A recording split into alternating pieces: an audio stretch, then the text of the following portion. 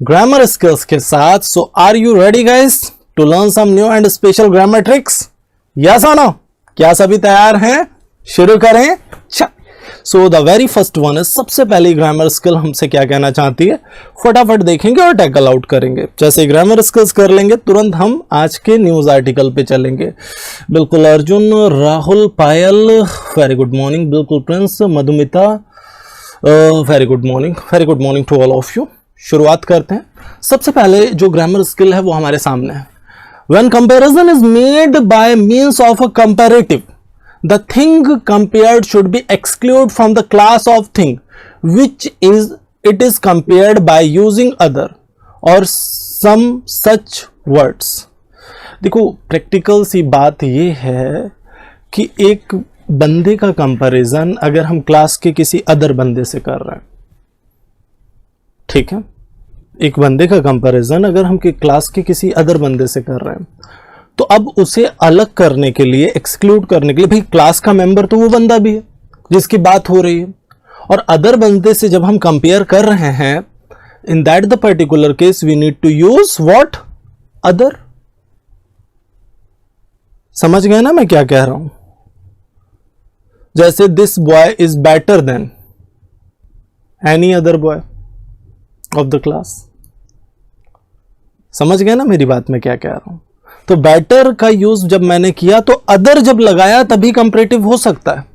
हम सभी को पता है कि जब दो से ज्यादा की बात हो जाती है तो कहीं ना कहीं सुपरलेटिव डिग्री आ जाती है, लेकिन अदर का यूज कर दिया तो वो एक कैटेगरी को मैंने डिनोट कर दिया, अलग यूनिट को डिनोट कर दिया। अब 1 यूनिट का कंपैरिजन 1 यूनिट से हो रहा है और यहां पे कोई प्रॉब्लम नहीं।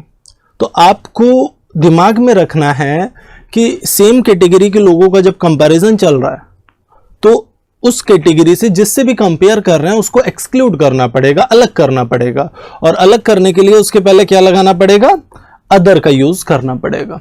ठीक है, इसको एग्जांपल से देखें तो और अच्छे से समझ आएगा। चलो देखो इन स्टेटमेंट्स में क्या बीमारी है, फटाफट देखिए और पिक करिए अपना answer. Your time starts now. Statement देखिए और पिक करिए अपना आंसर।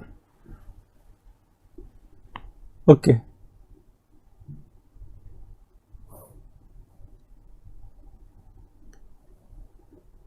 Okay, very good. बिल्कुल अनुज, वेरी गुड मॉर्निंग। बिल्कुल राकेश, वेरी गुड मॉर्निंग। चलो अब देखो इस स्टेटमेंट को देखो जरा। He is clever than any boy in the class. Now what we need to use, he is clever than any other boy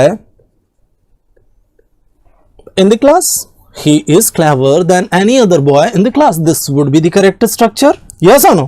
She is taller than any student in the school. Now what we need to use again, any other, and the statement would be what, she is taller than any other student in the school. This would be the correct structure. Yes or no? So जब हम same category के units का comparison कर रहे हैं तो जिसका comparison कर रहे हैं जिससे, उसको क्या करना पड़ेगा, एक्सक्लूड करना पड़ेगा, और उसके लिए हमें क्या यूज करना पड़ेगा, अदर का यूज करना पड़ेगा। ये दिमाग में रखिए। आई थिंक सबको क्लियर हो गया जो कहना चाहता हूं, सबको समझ आ गया? यस और नो?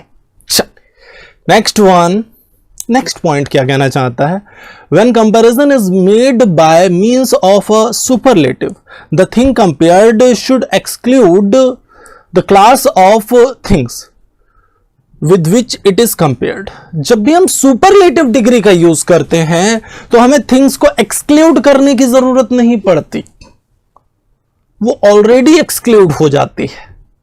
समझ गए ना?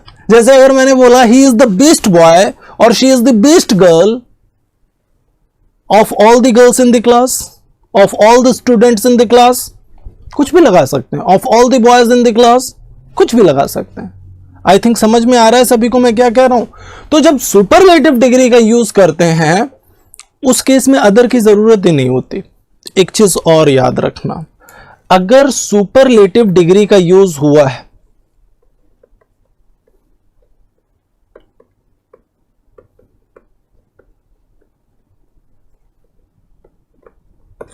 तो सेंटेंस में कभी अदर नहीं आएगा। ये चीज दिमाग में बैठा के रखना, लिख लेना इसको अलग से। अगर सुपरलेटिव डिग्री का यूज है, सुपरलेटिव मतलब best, tallest, smartest, greatest, most handsome, most beautiful, कुछ भी ऐसा, अगर सुपरलेटिव डिग्री का एडजेक्टिव सेंटेंस में आ गया, now we don't need to use other. और अगर हमने अदर का यूज किसी पार्ट में किया है तो समझ लो एरर उसी पर्टिकुलर पार्ट में। समझ गया ना?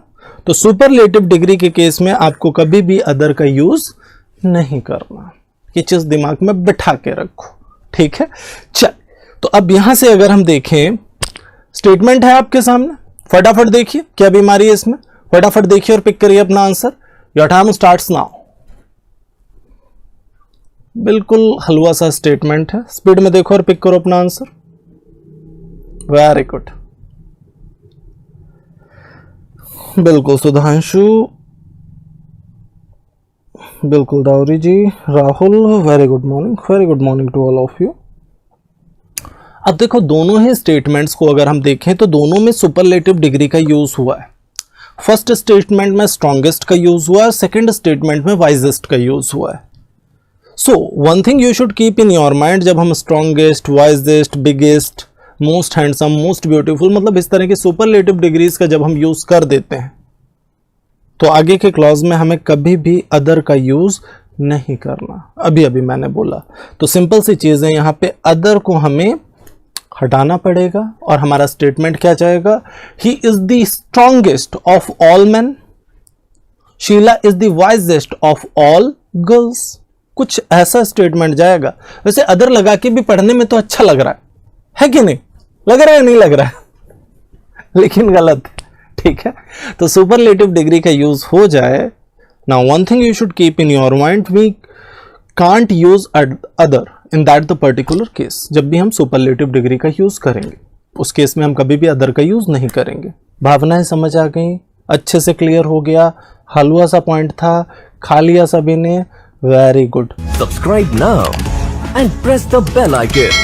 Never miss an update.